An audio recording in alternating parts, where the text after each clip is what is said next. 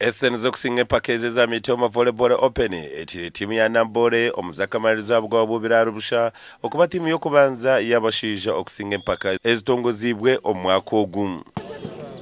I'm saying Felix Finals and Lokonji. And we have the boys.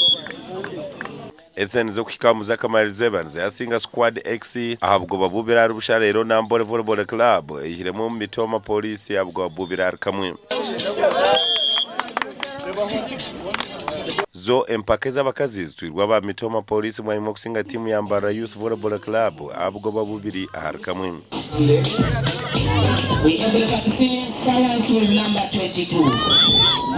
Timu zinde zisingire ekikopo harimo Rukunjiri etwire cyo rurengo rwa ba corporates erukusinga Phoenix eya Kabare ahabwo babubiri ahari kamwe. Hamwe na St John Mundama SS etwire cy'amashomero erukusinga Ruhinda SS ahabwo babubiri ahari busha. Okay, the captain is receiving the trophy and an envelope with 300,000 shillings.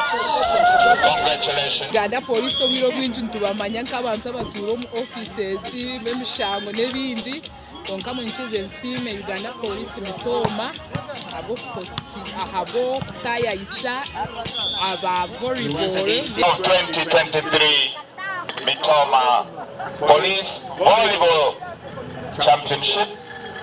Evans Volleyball Club. Move forward for your medals. Ninsima aba media house okureba ngu abantu ba West TV West aba mahurire empukahona numukira kutuyamba kandi mukwate bintu ebyo abana bato nyenchakara abarubaroho bamanye ngo kinte kikakorwa obwiro. Empaka ezibezetabirwe mu timu 15 kandi bezitebekanisiibwa ba Mitooma Police. Thank you. And now can we have